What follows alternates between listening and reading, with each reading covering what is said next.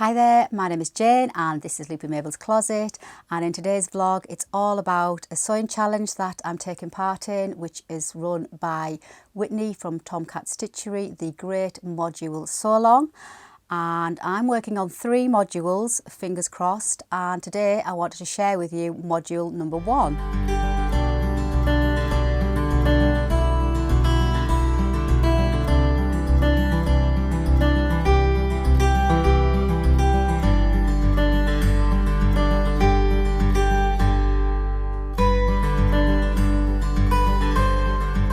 So hi and welcome to today's vlog.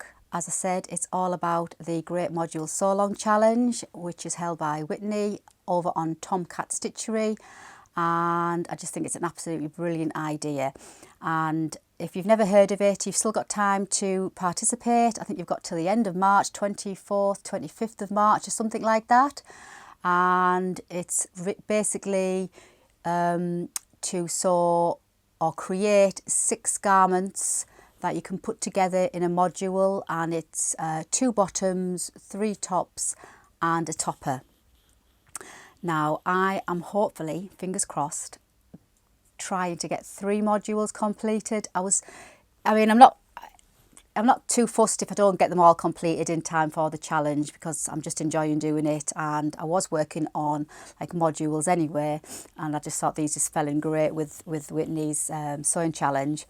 But I have completed 1 module, so I thought I'd share with you, and it's all pinks and pastels module 1. So we'll start off with the tops. So you've probably seen all of the tops I've made over on Instagram.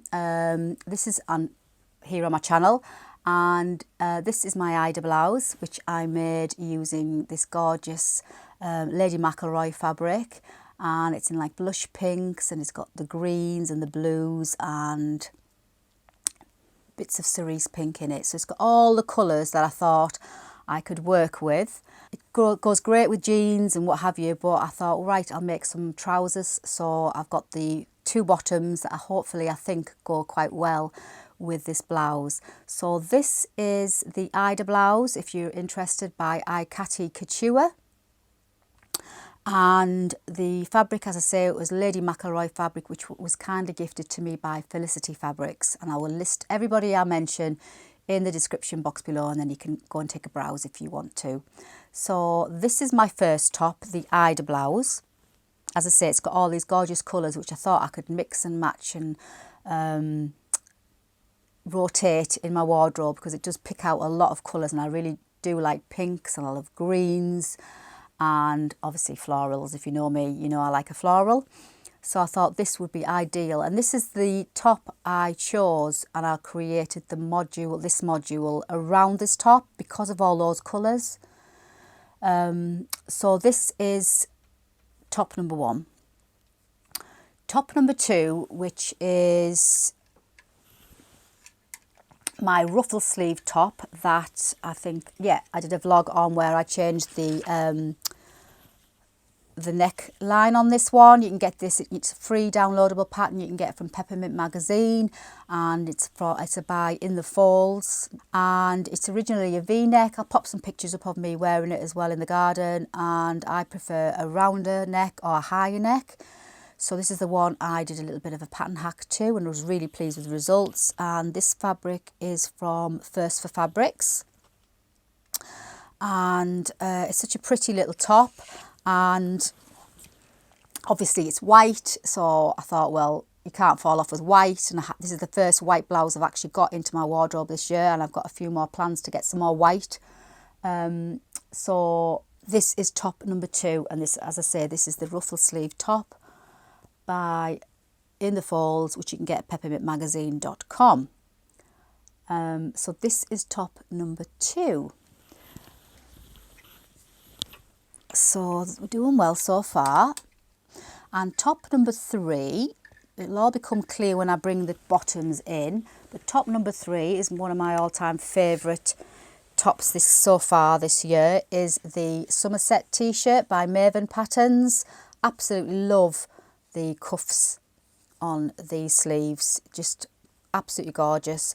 And again, this fabric is a Stoff and Still fabric, and I got this from First for Fabrics as well, and this is a lovely, beautiful quality jersey, and I just love the colours. And again, this has got the pinks, it's got the touches of greens, same, very similar shades as the Ida blouse, and obviously on the white background, which I thought, you know, goes with quite a lot of things. So yeah, this is I think this is the 4th Somerset t-shirt I've made. If you've never heard of the Somerset t-shirt, where have you been? And I'd recommend you, if you fancy a nice type of t-shirt, long sleeve top that's fairly simple to make, I highly recommend this. You know, the statement cuffs, you don't have to use the long cuffs. There's a couple of options for the sleeves, and really simple make. You can make in an hour or two, really, and just over a metre of fabric. And I absolutely love it. It's just the sleeves that drew it to me. And I think, yeah, as I said, this is number 4 that I've made, and I think I'll be making a lot more because they're just ideal to pop on. They're great for layering underneath, great to go under dungarees and pinafores, and it's a really nice slash come boat neck type of design. And I just thought that would be perfect to go in this module. So we've got pinks, we've got white, and then we've got white and pinks, so they all complement and in the same colour schemes as each other type of thing. So there's my 3 tops, and go on to the bottoms, and then we'll do the topper last. So the bottoms, I have been making some trousers, and I've had a go at making the Pietra pants. My first trouser make of the year, well, my first trouser make since I've come back into dressmaking, to be honest. I just thought, right, I need some trousers, I can't just live in jeans, so Pietra pants. And I've made both versions. I'll show you the drawings of both, well, there's 3 versions, there's shorts as well, but I've made both the trouser versions. So there's the wide leg pants, which is the top view, and I went for the cropped wide leg pants, and then I also did the tapered leg pants as well. And brilliant pattern, really straightforward to make. Again, you can make these in a couple of hours, and because there's no fastenings, it's just elastic casing at the back, and literally really simple pattern to follow. And the only issue I had when I printed the patterns out, I didn't take into consideration the finished measurement sizes. I just went off the measurement size, but there was quite a bit of a difference in the measurement size and the finished garment size. And when I made the first pair, I'll show you, I had to take them in because they were quite big on the hip area, but I will show you without further delay. So the first pair I made, both in corduroy, and both these fabrics again are from First for Fabrics, and I popped some pictures up of me wearing them. And baby fine baby cord. The first pair, these are the wide leg, and in this gorgeous pink, baby pink. And show you the front. So you've got the pockets, like angled type of deep pocket, and they are like the wide leg, and they just come above my ankle. And the back, as I said about the fastening, there's no fastening, but they have like an elastic casing, which I think is really clever how you put it together. And then you don't have to, you can optionally, like I've done, do 2 rows of top stitching across, and it makes the elastic sit lovely and flat, and you know it's not going to go anywhere, it's not going to curl.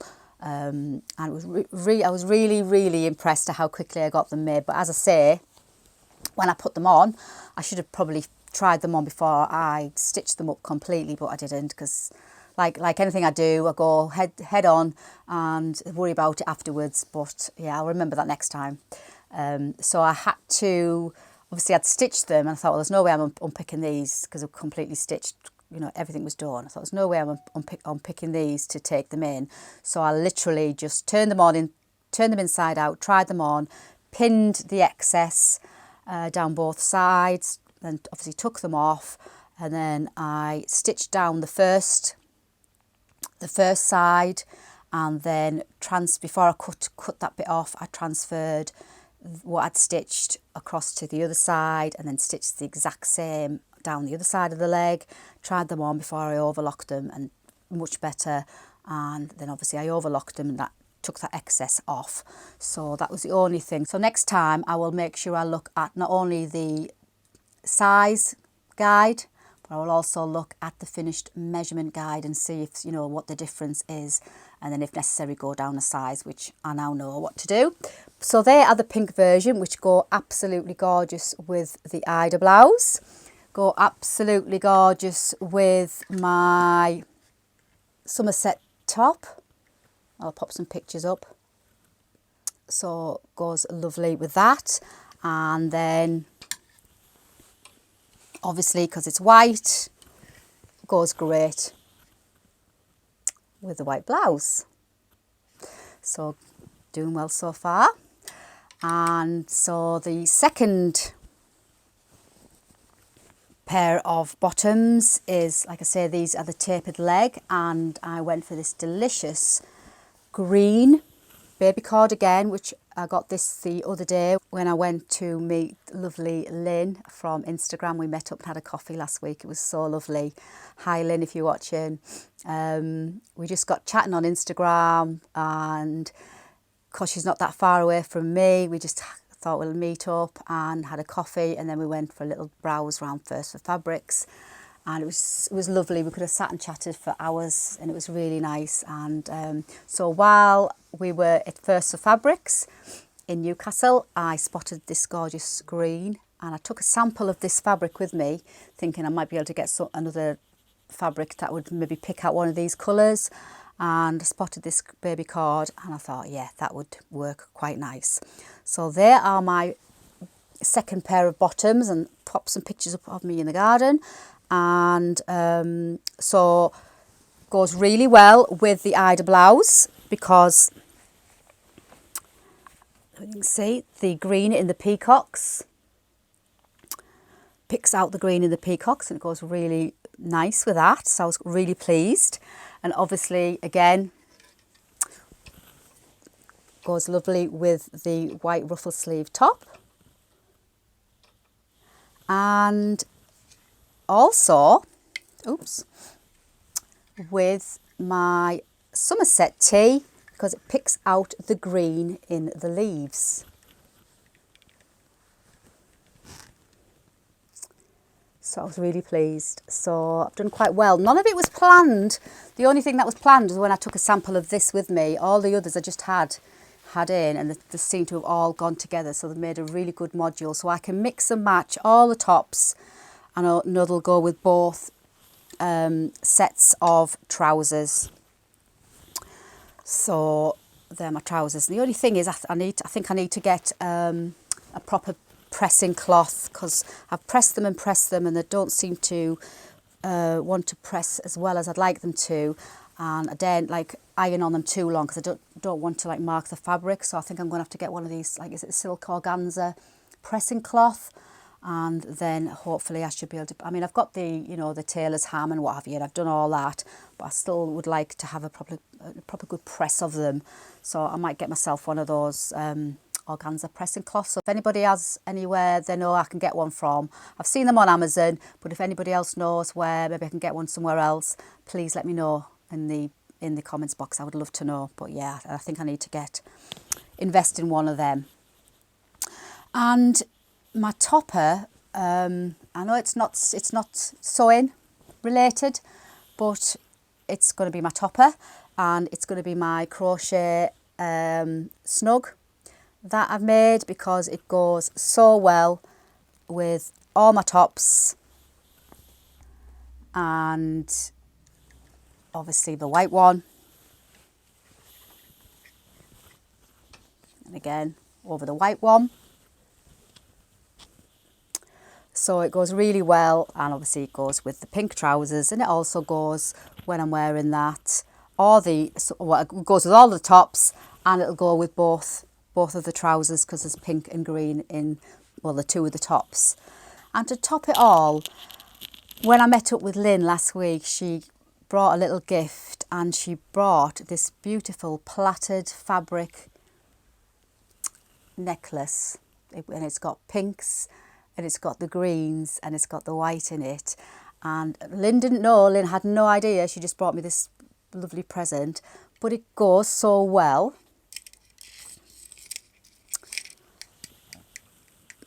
With this module. So it goes lovely over the white top, and